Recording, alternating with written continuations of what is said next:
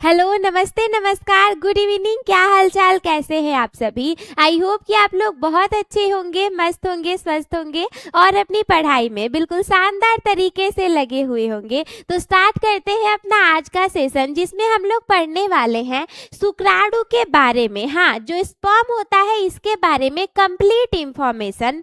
यकीन मानो ये वीडियो देख लिए ना तो एग्जाम में 5 नंबर एकदम फिक्स हो जाएगा, क्योंकि आप 10 में होंगे चाहे 12 में होंगे, शुक्राणु के बारे में जानकारी सभी क्लासेस में पूछी जाती हैं और बहुत ज़्यादा कठिन नहीं होता। Male reproductive system, female reproductive system पढ़े हो ना, एकदम कठिन नहीं होता, बहुत ही इजी होता है। लेकिन बच्चे पढ़े नहीं होते तो बच्चों को लगता है मैम बहुत ज़्यादा हार्ड होगा।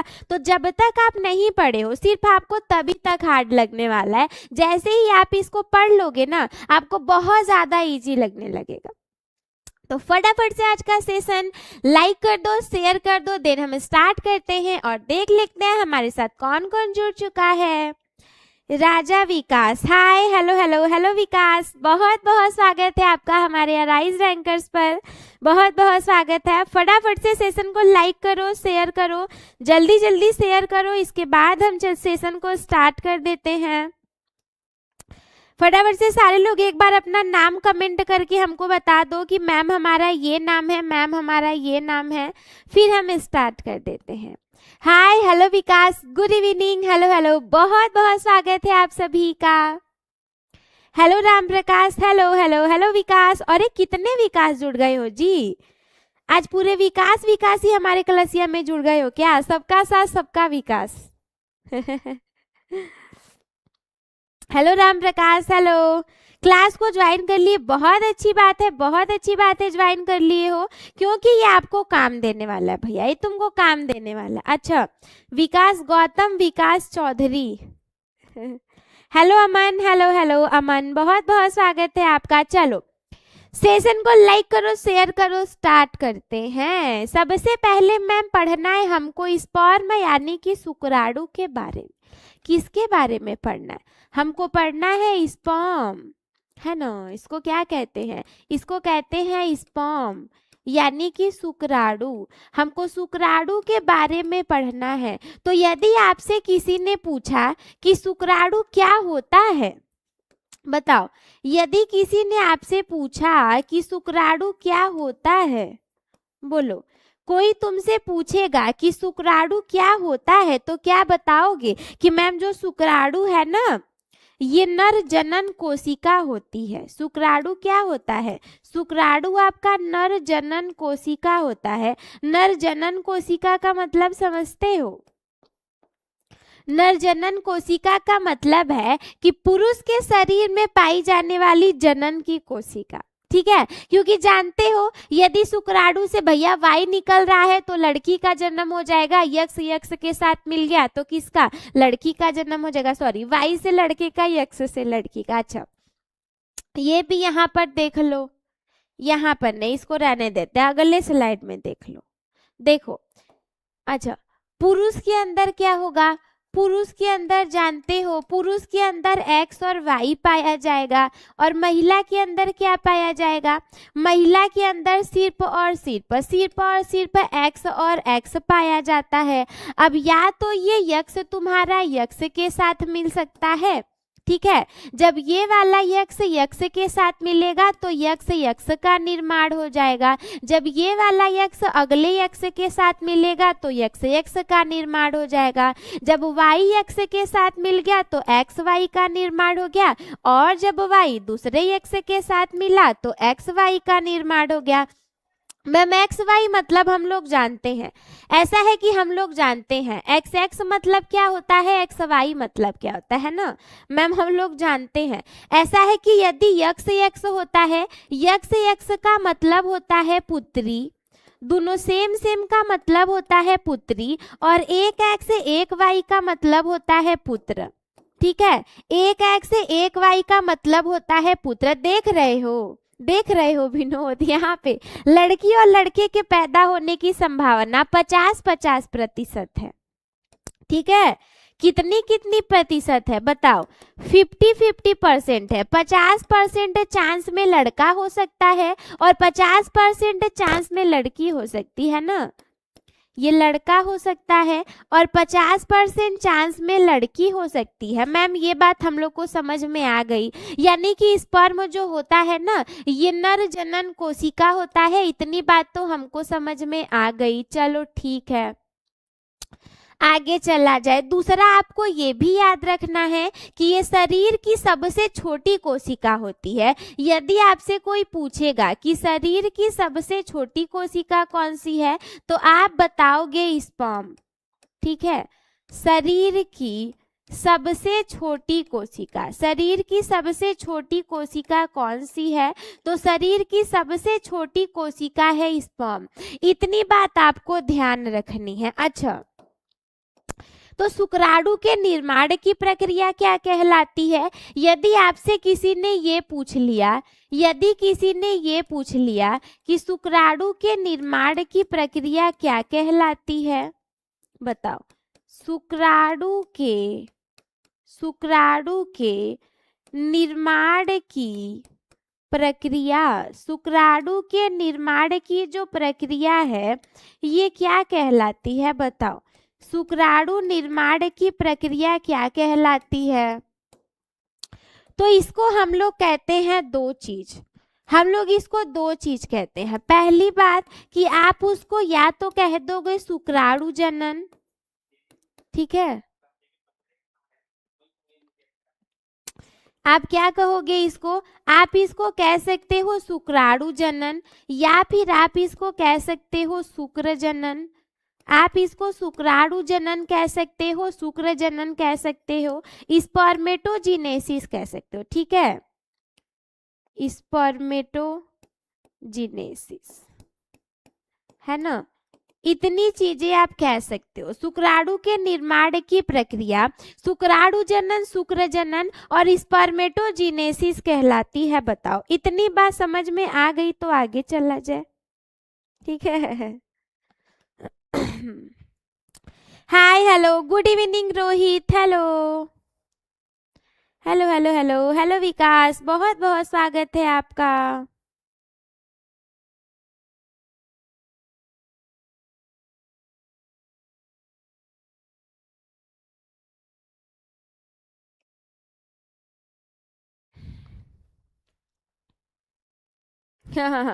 मैम सबसे बड़ी कौन सी है? सबसे बड़ी अंडाणु होती है ना।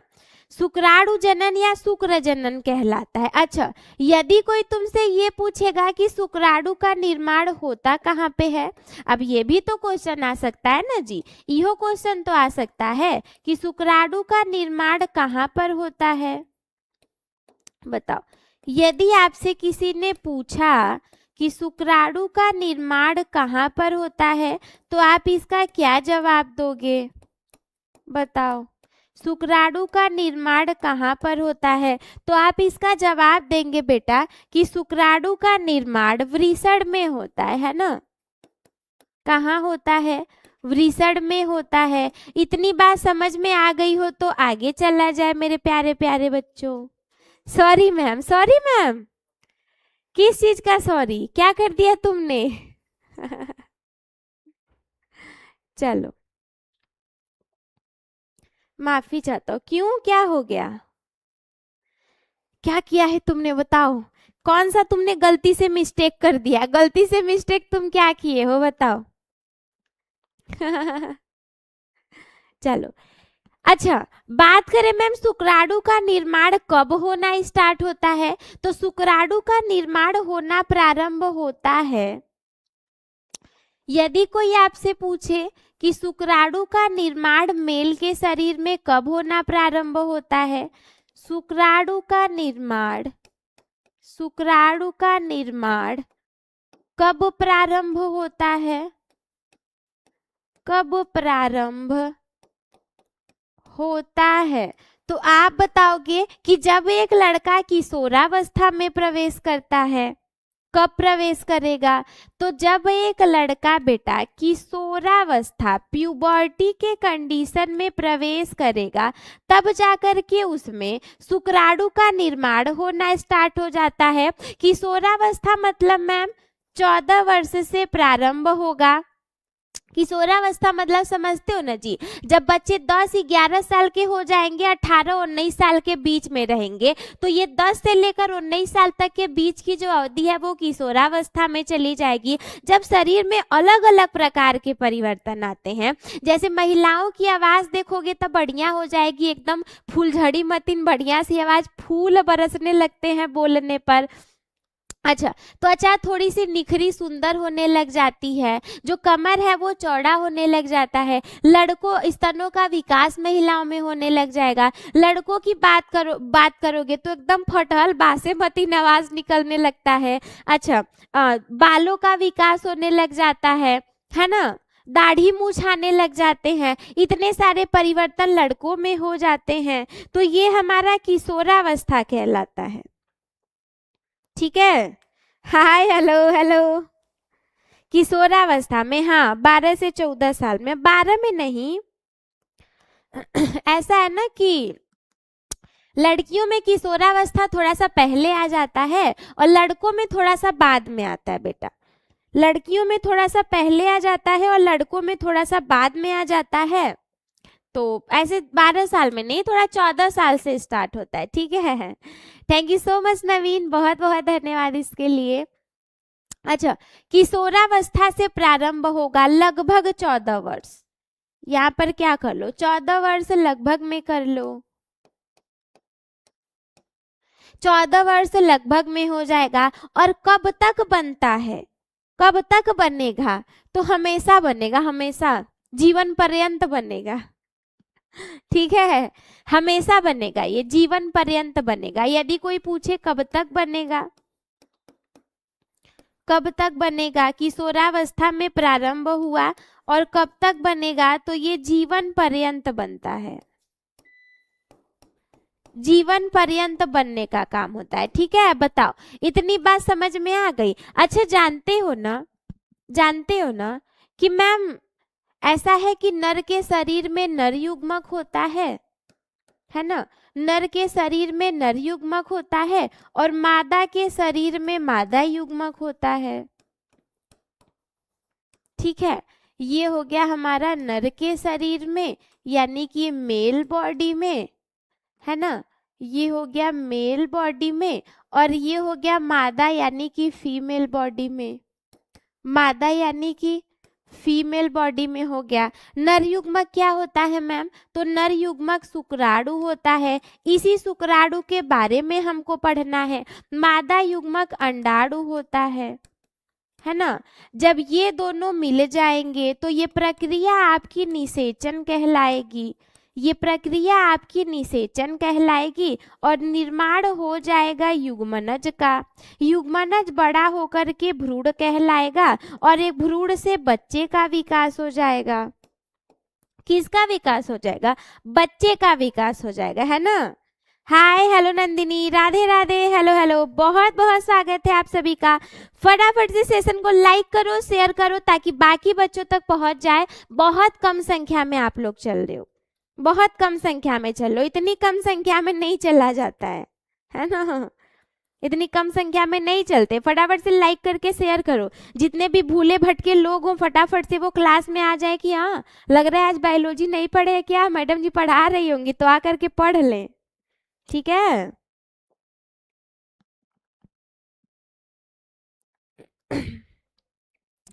चलो।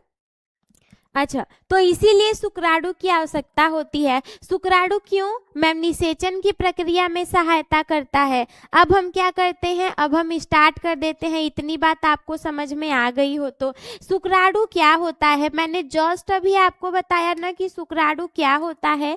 ये एक पुरुष जनन कोशिका यानी कि मेल गैमेट होता है। ये कैसा होता है, ये एक सूक्ष्म एकल कोशिकी यानी कि सिंगल सेल्ड संरचना होती है जो केवल पुरुषों के शरीर में बनती है। ऐसा नहीं कि शुक्राणु महिलाओं के शरीर में बन जाएगा, अरे महिला के शरीर में तो अंडाणु बनता है ना जी, पुरुषों के शरीर में सिर्फ और सिर्फ शुक्राणु का निर्माण होगा। इसका मुख्य कार्य क्या होता है, कोई पूछेगा शुक्राणु का मुख्य कार्य क्या है, तो महिला के अंडाणु यानी जो एक सेल होते हैं इनको निषेचित फर्टिलाइज करके एक नए जीव या भ्रूण के निर्माण की शुरुआत करना।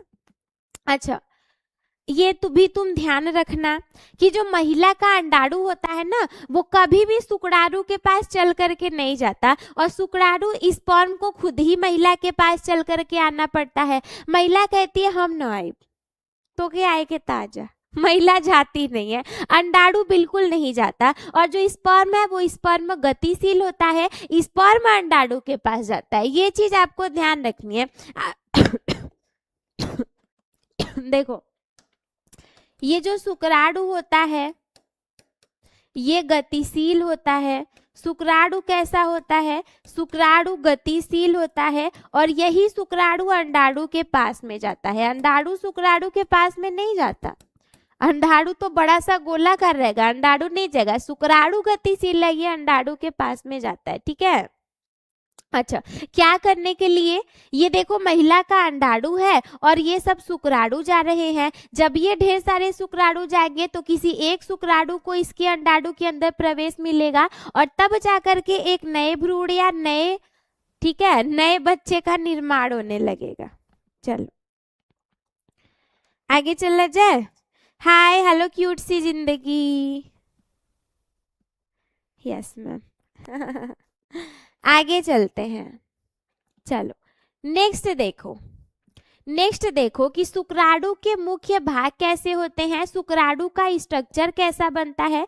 तो आपको कुछ भी नहीं करना, आपको कुछ करना ही नहीं है, एकदम आराम से ऐसे टोपी मती नेखे स्ट्रक्चर बनाओगे, बीच में कैसे बनाओगे, और ऐसे ऐसे करके पोछिया मतीन स्ट्रक्चर बना दोगे। पोछ जानते हो ना जी, ऐसे ऐसे करके पोछ मतीन स्ट्रक्चर बना दोगे। सबसे पहले सिर यानी कि हेड लिख दोगे, ये वाला जो पार्ट है इसको आप हेड लिख दोगे, मैम ये हेड है यानी कि ये सिर वाला पार्ट है। अच्छा, और ये सिर वाला पार्ट कौन सा काम करता है, ये शुक्राणु का सबसे ऊपरी और सबसे मुख्य भाग होता है। इसमें एक केंद्रक यानी कि एक न्यूक्लियस होता है जो कि क्या करता है, जिसमें पिता के आनुवांशिक गुण यानी कि 23 क्रोमोसोम डीएनए मौजूद होते हैं, और सिर के ठीक ऊपर एक टोपी जैसी संरचना होती है जिसको एक्रोसोम बोला जाता है। ठीक है, एक्रोसोम बोला जाता है, और इसमें विशेष एंजाइम पाए जाते हैं जो कि महिला के अंडाणु की बाहरी परत को भेदने का कार्य करते हैं। अगले स्ट्रक्चर में आपको दिखाई देगा, अभी इस वाले स्ट्रक्चर में नहीं दिखाई दे रहा होगा। ठीक है, चलो मैम ये समझ आ गया, हमको सिर के बारे में समझ में आ गया। हाँ, डीएनए का कहीं यदि तुमसे पूछ लिया फुल फॉर्म तो बता देना, डीएनए का यदि आपसे कहीं पूछ लिया तो बता देना। Deoxy ribo nucleic acid, DNA का मैम फुल फॉर्म क्या होता है, तो डीएनए का होता है डीऑक्सी राइबो न्यूक्लिक एसिड। ठीक है, इतना आप याद रखोगे। दूसरा देखो, गर्दन के बारे में बात करते हैं। ये तो सर वाला पार्ट था ना, ये तो देख रहे हो बेटा, ये तो सर वाला पार्ट था ना, ये तो हेड वाला पार्ट था।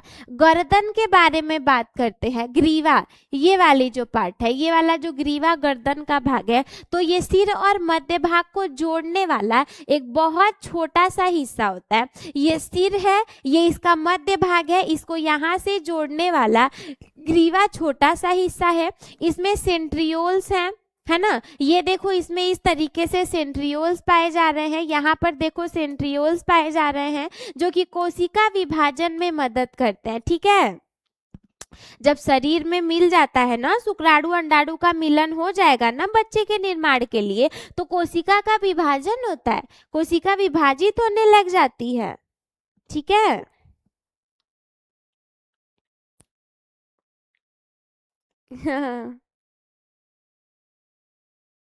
चलो आगे चलते हैं। अच्छा, डीएनए के बारे में कंप्लीट इंफॉर्मेशन चाहिए तो डीएनए की इंफॉर्मेशन तो बेटा अगले क्लास में मिलेगी। इस क्लास में हमको शुक्राणु के बारे में पढ़ना है तो ये आप जान लो। डीएनए के बारे में हम आपको बाद में बता देंगे।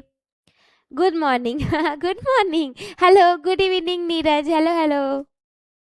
कौन सा क्लास है मैम? 10th 12th में बायोलॉजी पढ़ते हो तो इम्पोर्टेंट है, एग्जाम में आएगा, इतना समझ जाओ। गर्दन के बाद तीसरा होता है मध्य भाग यानी कि मिडल पीस। मध्य भाग मतलब ये वाला जो पार्ट आपके सामने दिखाई दे रहा है। तो इस भाग में बहुत सारे माइटोकॉन्ड्रिया पाए जाते हैं। देख सकते हो ना, यहाँ पे ऐसे करके ढेर सारे माइटोकॉन्ड्रिया पाए जा रहे हैं। माइटोकॉन्ड्रिया को कोशिका का पावर हाउस कहा जाता है। क्या बोला जाता है ये आप ध्यान रखोगे। जो माइटोकॉन्ड्रिया होता है, माइटोकॉन्ड्रिया, माइटोकॉन्ड्रिया को आप याद रखोगे क्या बोला जाता है? इसको बोला जाता है कोशिका का पावर हाउस।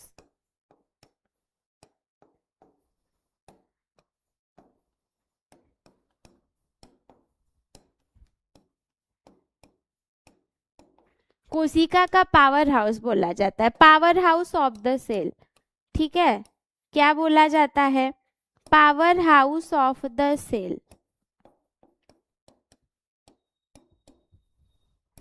और ये आपको ध्यान रखना, एग्जाम में आएगा तो बता देना।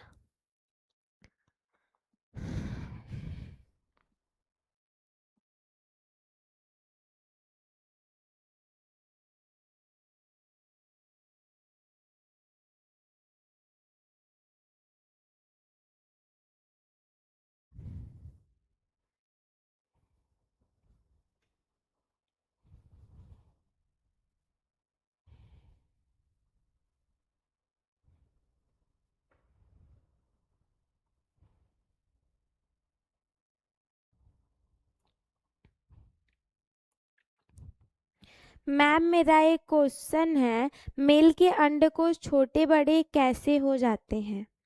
अच्छा, मेल के अंडकोश छोटे बड़े कैसे हो जाते हैं? देखो, वैसे तो ये नॉर्मल है, इसमें कोई प्रॉब्लम की बात नहीं है कि मैम अंडकोश छोटे बड़े कैसे हो गए। नॉर्मली एक थोड़ा सा छोटा एक बड़ा होता ही है, लेकिन वो आपकी उम्र पर, आपके शारीरिक बनावट पर, आपके बॉडी का जैसे विकास हो रहा है उसके ऊपर डिपेंड करता है। मान लो हो सकता है कहीं से चोट वोट लग गई होगी, उसके वजह से हो सकता है ना। बहुत सारे रीजन है इसमें। चोट लग गई होगी, मान लो उम्र की वजह से ऐसा कुछ हो सकता है। और बहुत ज़्यादा मान लो प्रॉब्लम होगी, दर्द जैसा फील होगा या फिर सूजन वूजन जैसा लग रहा होगा तो डॉक्टर से संपर्क करना कंपलसरी है। बिल्कुल इसमें हिचकिचाना नहीं है कि मैम डॉक्टर से नहीं करेंगे संपर्क। ठीक है,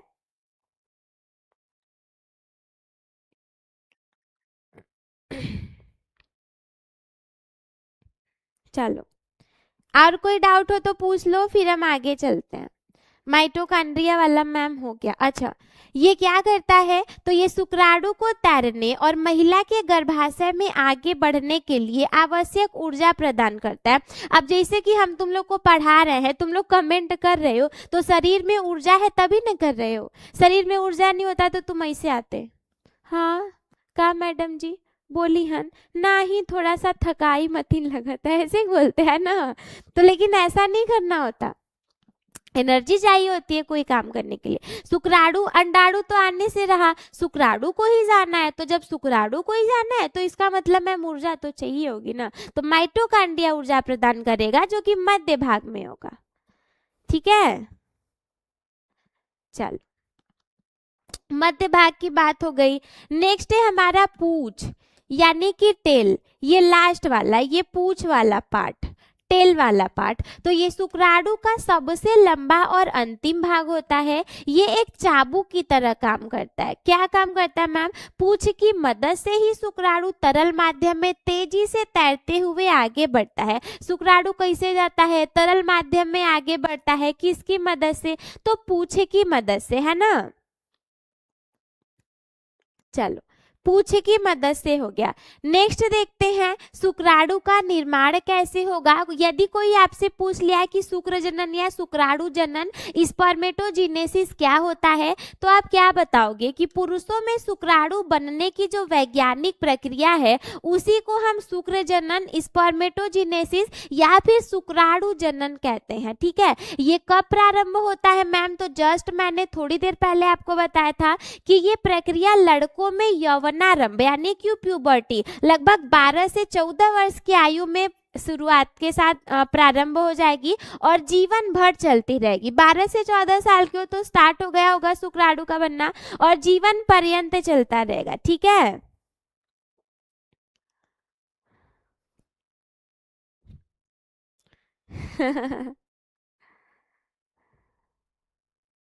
hi hello hello hello Goldy, बहुत बहुत स्वागत है राइज रैंकर पर आप सभी लोगों का। कोई भी दिक्कत हो तो कमेंट करके आप हमसे पूछ सकते हो, फिर हम आगे चलते हैं। Yes ma'am, no ma'am. Ma'am एक बार भोजपुरी में बोलिए। बोला तो है, अब कैसे बोली? हाँ, अब कैसे बोली? चला आगे देखल जाए। आगे हम लोग के का देखा के है कि स्थान के बारे में देखना है। शुक्राणु का निर्माण पुरुषों के दोनों वृषणों के अंदर मौजूद बारीक नलिकाओं में होता है जिन्हें हम सेमिनिफ्यूरस ट्यूब्यूल्स कहते हैं। ठीक है, वृषण में होता है, मैंने आपको बता दिया था। हार्मोन की इसमें क्या भूमिका होगी, तो इस प्रक्रिया को शुरू और नियंत्रित करने के लिए टेस्टोस्टेरोन नामक पुरुष हार्मोन महत्वपूर्ण भूमिका निभाता है। समय अवधि की बात करें तो एक शुरुआती कोशिका स्टेम सेल से पूरी तरह परिपक्व यानी कि मेच्योर शुक्राणु बनने में लगभग 64 से 74 दिनों का समय लगता है। ठीक है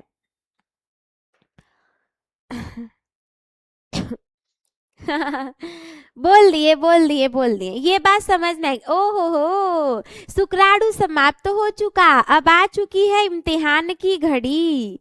इम्तिहान की घड़ी आ चुकी है, फटाफट से अब हम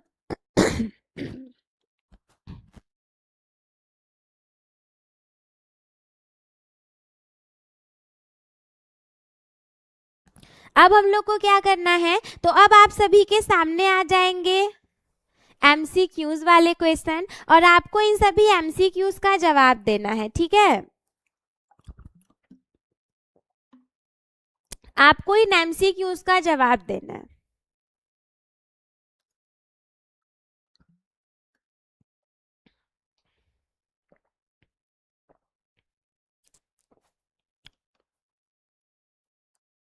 चलो, तो सबसे पहला वाला क्वेश्चन आपके सामने ये रहा, शुक्राणु का निर्माण कहाँ होता है बताओ। सबसे पहला वाला क्वेश्चन आप सभी के सामने ये रहा कि शुक्राणु का निर्माण कहाँ पर होता है, फटाफट से बताओ शुक्राणु का निर्माण कहाँ पर होता है। इसके लिए आपके सामने 4 ऑप्शंस हैं। ऑप्शन नंबर ए क्या कह रहा है, ऑप्शन नंबर ए है शुक्राणु का निर्माण प्रोस्टेट ग्रंथि में होता है, वृषण यानी कि टेस्टिस में होता है, मूत्राशय में होता है या फिर मूत्रवाहिनी में होता है, बताइए। विकास बी वाला, गोल्डी बी वाला, अबुजार बी वाला, अच्छा राजन बी वाला, नंदिनी बी वाला। शुक्राणु का निर्माण कहाँ पर होता है बताओ। किसको लॉक किया जाए, लॉक किसको किया जाए बताओ, मार दिया जाए कि छोड़ दिया जाए, बताओ तुम्हारे साथ क्या सलूक किया जाए, बोलो बताओ कौन से सही है बताओ। बी वाला बी वाला बी वाला यानी कि वृषण में होता है। ठीक है, हम बी वाले को लॉक करते हैं, देखते हैं सही बताए हो कि नहीं। बी वाले ऑप्शन को लॉक किया जाए। क्या शुक्राणु का निर्माण वृषण में होता है, तो बिल्कुल सही जवाब है आपका। ना ही प्रोस्टेट ग्लैंड में, ना ही मूत्राशय में, ना ही मूत्रवाहिनी में, शुक्राणु का निर्माण वृषण में होता है ना। बी वाला बिल्कुल सही है, सारे बच्चों का सही है, बी वाला सही है। चलो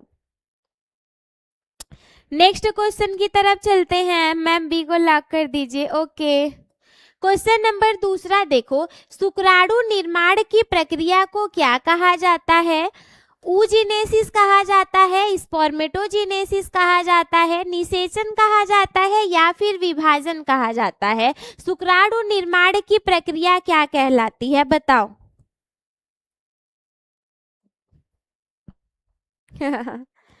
बोलो।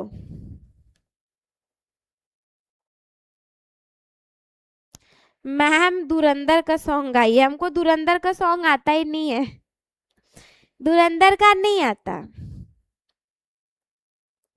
हमको दूसरा आता है, कहो तो थोड़ा सा गा दे।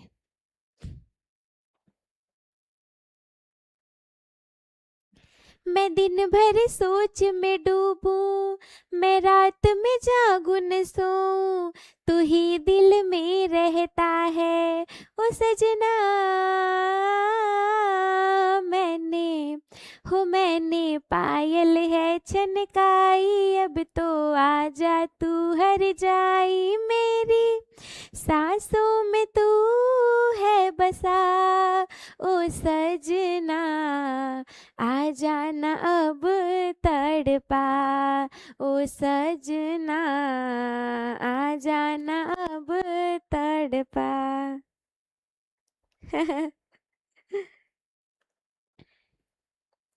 अच्छा, विकास बी वाला, राजन बी वाला, विनीत मैम बी को लॉक कर दीजिए।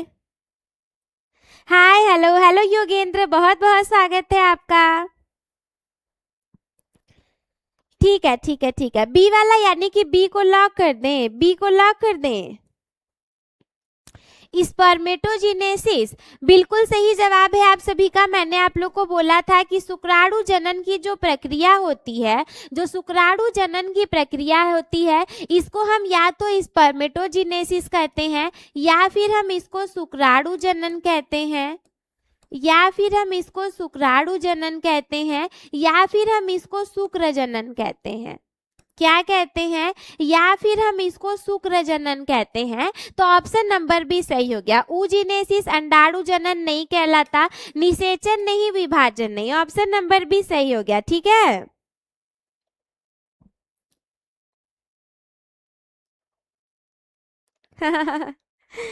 बहुत बहुत शुक्रिया, बहुत बहुत शुक्रिया आप सभी का। चलो क्वेश्चन नंबर थर्ड देखो, शुक्राणु का कौन सा भाग आनुवंशिक पदार्थ यानी कि डीएनए को रखने का काम करता है? अब तुम याद करो, मैम डीएनए कहाँ रखना बताई थी। पूंछ में होता है, मध्य भाग में होता है, सिर में होता है या फिर झिल्ली में होता है? बताओ, शुक्राणु का कौन सा भाग डीएनए रखने का काम करता है, बताओ। हाय हेलो हेलो हेलो, बहुत बहुत स्वागत है आप सभी का।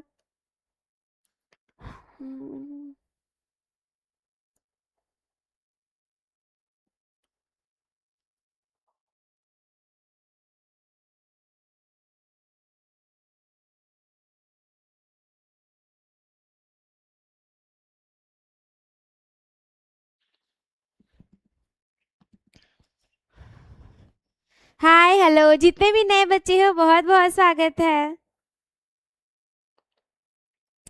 बताओ कौन सा वाला सही है? विनीत मैम सी को लॉक कर दिया जाए। ठीक है, सी को लॉक कर दें।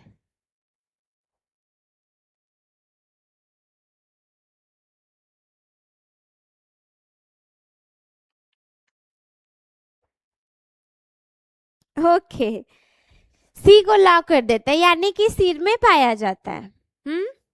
बिल्कुल सही जवाब है। ना ही पूंछ में, ना ही मध्य भाग में, ना ही झिल्ली में, सिर में पाया जाता है। ऑप्शन नंबर सी करेक्ट हो गया। अगले क्वेश्चन पर चलते हैं। क्वेश्चन नंबर 4 क्या कह रहा है? शुक्राणु की गति कौन से भाग से होती है? शुक्राणु कहाँ से गति करने का कार्य करता है? सिर से गति करता है, मध्य भाग से गति करता है, पूंछ से गति करता है या फिर केंद्रक से गति करता है? बताओ, शुक्राणु कहाँ से गति करता है? बताओ जल्दी जल्दी बताओ। तुम लोग तो चाहते ही हो मैडम जी खो जाए, मैडम जी न आए, हम लोग को पढ़ना न पड़े, है ना? डी वाला, शुक्राणु डी वाला केंद्रक से। शुक्राणु की गति कौन से भाग से होती है? सी वाला। मैम सी को लॉक कर दीजिए। पूंछ से। पूंछ से कि केंद्रक से? जितने लोग डी को बोल रही हो एकदम गलत जवाब है, ना ही मध्य भाग ना ही सिर भाग। Option number C is the right answer, पूंछ से, है ना? पूंछ से मैम, हाँ सी वाला सही है। नेक्स्ट देखो, शुक्राणु को ऊर्जा मुख्यतः कौन से भाग से मिलेगी? सर से मिलेगा, मध्य भाग से मिलेगा, पूंछ से मिलेगा या फिर झिल्ली से मिलेगा? शुक्राणु की एनर्जी ऊर्जा कहाँ से मिलने वाला है? बताओ, शुक्राणु को ऊर्जा कहाँ से मिलने वाला है? जल्दी जल्दी बताओ। हाय, हेलो हेलो राजू, बहुत बहुत स्वागत है आपका। मोहित, इतनी मार मारेंगे मोहित? बार बार एक ही कमेंट कॉपी पेस्ट तुम किए जा रहे हो। ये नहीं है कि मैं पढ़ा रही हूँ तो शांति से पढ़ ले। हाँ, कहीं तुम्हारा कुछ गड़बड़ तो नहीं हो गया? Hi hello, good evening. Vikrant B वाला। विनीत मैम बी वाले को लॉक कर दीजिए। मध्य भाग से। शुक्राणु को ऊर्जा मध्य भाग से मिलती है, तो ना ही झिल्ली से, ना ही पूंछ से, ना ही सिर से। Option number B is the right answer. शुक्राणु की एनर्जी मध्य भाग से मिलती है, ठीक है? Hi hello, good evening. Next question देखो, शुक्राणु के सर पर कौन सी संरचना होती है जो कि अंडाणु में प्रवेश करने में सहायता करती है? शुक्राणु के सर पर ऐसा कौन सा संरचना है? माइटोकॉन्ड्रिया है, एक्रोसोम है, राइबोसोम है या फिर वैक्यूल्स है? बताओ, क्वेश्चन नंबर 6 का कौन सा सही है?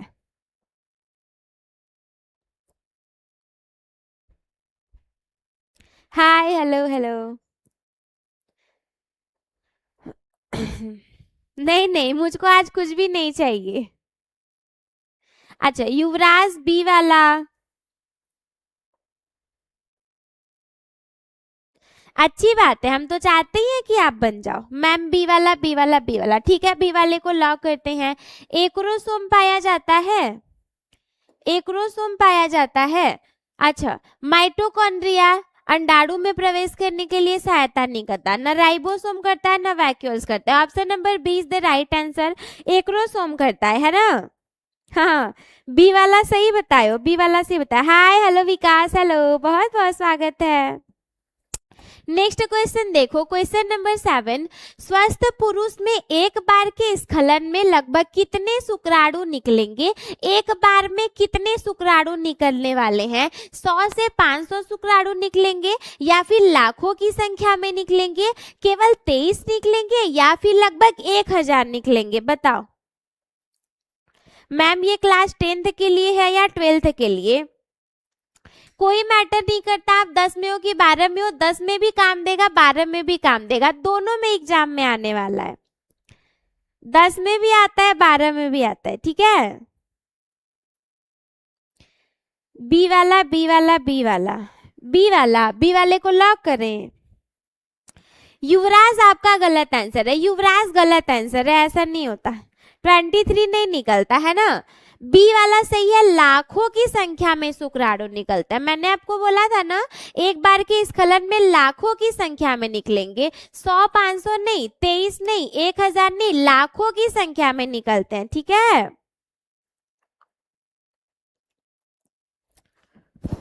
चलो, क्वेश्चन नंबर 8 देखो, शुक्राणु का मुख्य कार्य क्या होता है? क्या शुक्राणु हार्मोन बनाने का कार्य करता है? क्या शुक्राणु अंडाणु के निषेचन का कार्य करता है?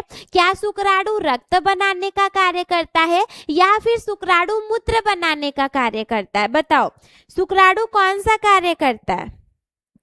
हाय हेलो अमन, नए स्टूडेंट हो, बहुत बहुत राइज एंकर पर स्वागत है, बहुत बहुत हार्दिक स्वागत, अभिनंदन है आप सभी का। क्वेश्चन का जवाब दो, शुक्राणु का मुख्य कार्य क्या होता है? शुक्राणु का मुख्य कार्य क्या है?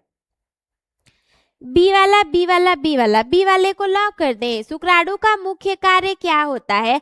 अंडाणु का निषेचन करना। अच्छा, बिल्कुल सही जवाब है। शुक्राणु हार्मोन का निर्माण नहीं करता, ना ही रक्त बनाता है, ना ही मूत्र बनाता है। जो शुक्राणु है ना मैम, ये जो कुछ इस तरीके का शुक्राणु होता है ना, इस तरीके का जो शुक्राणु होता है ना, ये इतने बड़े अंडाणु में प्रवेश करता है। ये हमारा अंडाणु है, और ये हमारा शुक्राणु है।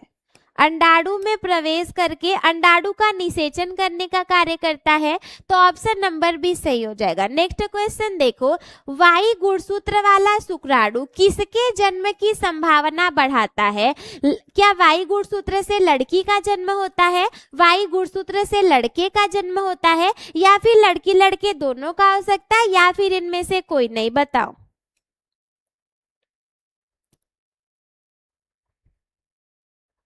अच्छा बताओ, क्वेश्चन नंबर 9 का कौन सा वाला सही जवाब है? हाय हेलो हेलो अंश।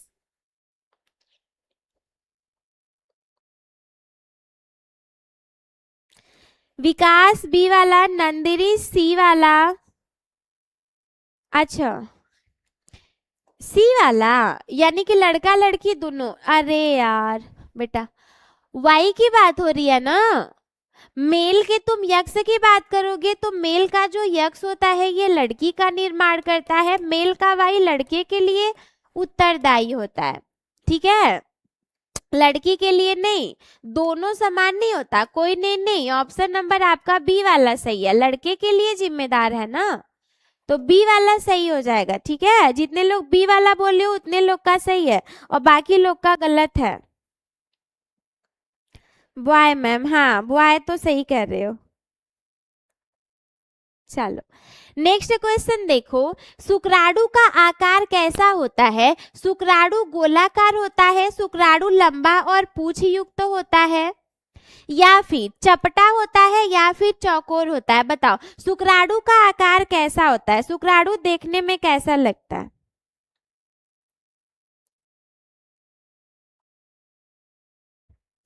मोहित बहुत मार मराओगे, पढ़ना लिखना तुमको एक भी नहीं होता, मजाक करते हो तुम लोग इसी में देश का। अच्छा एक बात बताओ, पढ़ने से ज्यादा महत्वपूर्ण भी जिंदगी में कुछ हो सकता है क्या? कुछ नहीं हो सकता, सिर्फ और सिर्फ पढ़ने पे ध्यान दो, बाकी कुछ नहीं। बी वाला बी वाला बी वाला बी वाला, सबका बी वाला है, किसका किसका? वर्षा, युवराज, विकास, विनीत, सबका बी वाला। ठीक है, बी वाले को लॉक करता है, यानी कि शुक्राणु लंबा और पूंछ युक्त होता है, तो बिल्कुल ऑप्शन नंबर भी सही है मैम। गोल तो अंडाणु होता है, चपटा तो नहीं होता, चौकोर तो नहीं होता, लंबा और पूंछ युक्त होता है, यानी कि ऑप्शन नंबर भी सही हो जाएगा, है ना। चलो नेक्स्ट क्वेश्चन देखो, निषेचन सामान्यतः कहाँ पर होता है? जो निषेचन फर्टिलाइजेशन की प्रोसेस है वो कहाँ पर होती है? गर्भाशय में होता है, योनि में होता है, फैलोपियन ट्यूब में होता है, या फिर गर्भाशय ग्रीवा में होता है? बताओ निषेचन कहाँ पर होता है? आईएएस वाईएएस बनो यार, हाँ मैम को भी थोड़ी अच्छी फीलिंग है।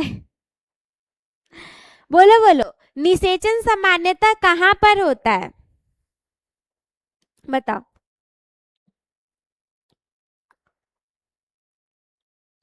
विकास सी वाला, सी वाला। अच्छा देखो, जो निषेचन की प्रोसेस है ना, कुछ इस तरीके से मादा के गर्भाशय को जब आप बनाओगे तो ये है फैलोपियन नलिका।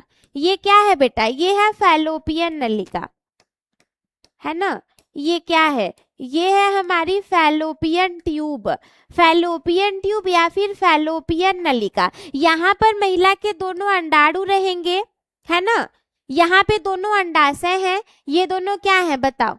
ये दोनों अंडाशय है मैम, ये दोनों अंडाशय हैं, इसी में से अंडाणु आ जाएगा। अंडाणु कहाँ पर आएगा बेटा? अंडाणु फैलोपियन ट्यूब में आ गया, यहाँ योनि के माध्यम से स्पर्म भी चला गया, तो निषेचन कहाँ पर हुआ? निषेचन मैम फैलोपियन ट्यूब में हो गया ना। निषेचन बताओ कहाँ पर हुआ? निषेचन फैलोपियन ट्यूब में हो गया। इसके बाद तो निषेचन होने के बाद यहाँ पर आकर के प्यारा सा छोटा सा बच्चा बनने लग जाएगा। ठीक है, बताओ समझ में आया? इसका मतलब कौन सा वाला सही होगा मैम? ऑप्शन नंबर सी वाला सही होगा। फैलोपियन नलिका में निषेचन होता है, ना ही गर्भाशय में, ना ही योनि में, ना ही गर्भाशय ग्रीवा में, फैलोपियन ट्यूब, यानी कि ऑप्शन नंबर सी वाला सही हो जाएगा। चलो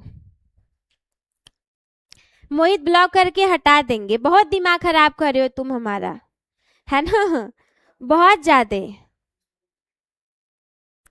हम तुरंत हटा देंगे, तुम बहुत ज्यादा दिमाग खराब कर रहे हो।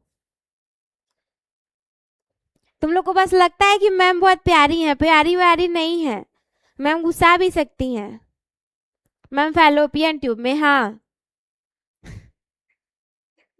तो मेरे बच्चे बहुत नालायक हैं। तुम लोग के बीच में एक दो लोग बस पढ़ने वाले निकलते हैं, नहीं तुम लोग इसमें नौटंकी करते हो। हाँ जाओ, हमको ऐसे बच्चों को नहीं पढ़ाना। 50 बेकार बच्चों को पढ़ाने से बढ़िया है 10 अच्छे बच्चों को पढ़ा लें। आते हो तुम लोग नौटंकी करने। अगला क्वेश्चन देखो, शुक्राणु निर्माण पर कौन से हार्मोन का प्रमुख प्रभाव होता है? इंसुलिन का, टेस्टोस्टेरोन का, एड्रिनलिन का या फिर थायरॉक्सिन का? बताओ। ध्यान रखना मेल्स की बात हो रही है तो तुम इतना तो 2-3 ऑप्शन तो ऐसे ही कट जाएंगे, क्योंकि मैम कुछ फीमेल्स में भी पाए जाते होंगे। मेल्स की बात करनी है। मैम हम पढ़ने वाले हैं, अच्छा।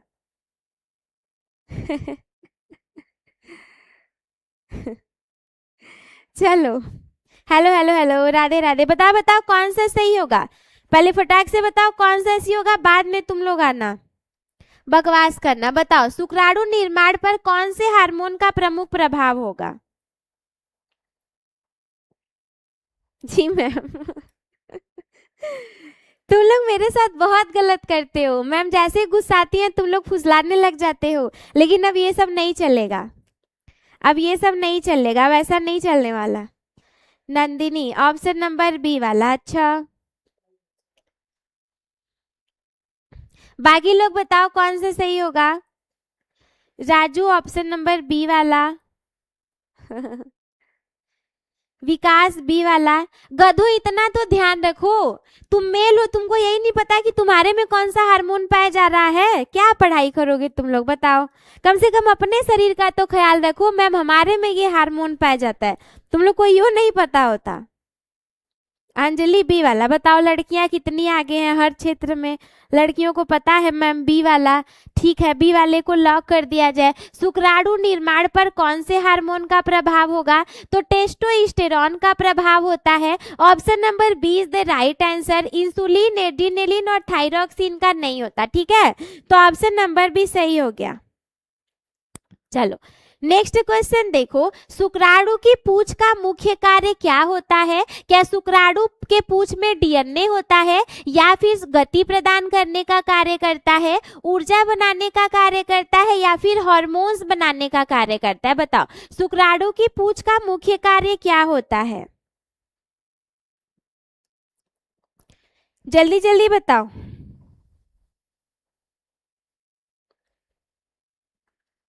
फटाक से बताओ। अंजलि बी वाला, अच्छा। विकास बी वाला। बाकी लोग?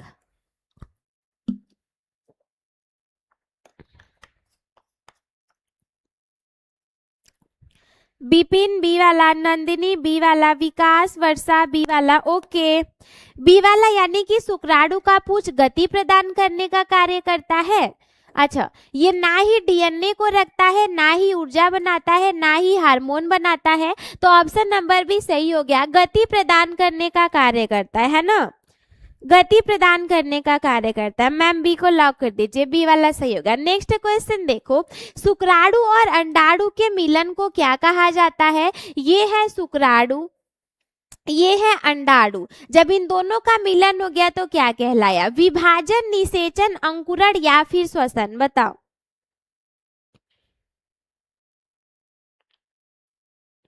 बोलो बोलो, शुक्राणु अंडाणु के मिलन को क्या कहा जाता है?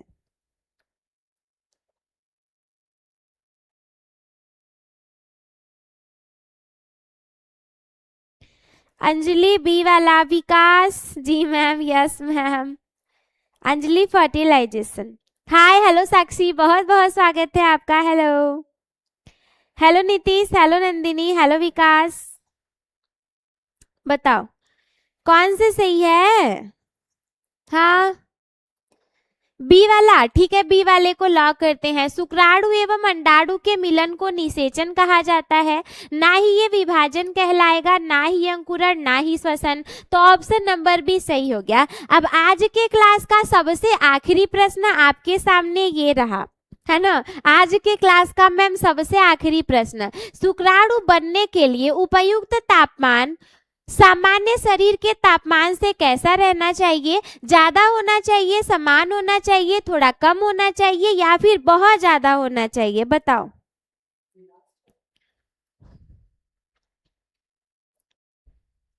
बताओ, बोलो बोलो। लास्ट क्वेश्चन, देखते हैं कौन सबसे पहले सही जवाब देता है। अंजलि सी वाला। चलो, तो इस क्वेश्चन की विनर है अंजलि, क्योंकि ऑप्शन नंबर सी सही है ना। थोड़ा सा कम तापमान चाहिए होता है बेटा, याद करो याद करो। क्लास में मैंने आपको बताया था ना कि नॉर्मल बॉडी का टेम्परेचर तो 37 डिग्री सेल्सियस होता है मैम, लेकिन जो मेल के वृषण होते हैं वो तो बॉडी के बाहर पाए जाते हैं। क्यों? क्योंकि शुक्राणु के निर्माण के लिए इनसे 2-3 डिग्री सेल्सियस कम, यानी कि लगभग 35 डिग्री सेल्सियस की आवश्यकता होती है। तो ये बॉडी के टेम्परेचर से थोड़ा सा कम हो जाएगा, ज्यादा नहीं होता, समान नहीं होता, अधिक नहीं होता। ऑप्शन नंबर सी वाला सही हो जाएगा, थोड़ा कम, ठीक है। चलो,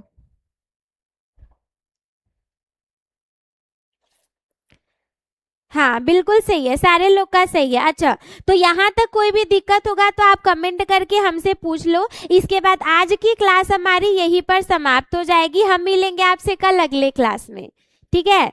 कोई भी दिक्कत होगा तो कमेंट करके पूछ लो। मैम आप कहाँ से पढ़ा रही हो? किताबी में से, किताब जानते हो, BOO के जानते हो, उसमें से पढ़ा रहे हैं। यस मैम, अच्छा बताओ। कोई भी दिक्कत हो तो पूछ लो, इसके बाद क्लास को खत्म कर दिया जाए। तुम लोग को कोई डाउट नहीं होता, हम जानते हैं। तुम लोग पूछोगे भी तो क्या ही पूछोगे। ओके मैम, चलो ठीक है। तो कोई दिक्कत होगा, परेशानी होगी तो आप कमेंट करके हमसे बता देना। आज की क्लास को हम यहीं पर समाप्त करते हैं। बहुत बहुत शुक्रिया आप सभी का। मस्त रहिए।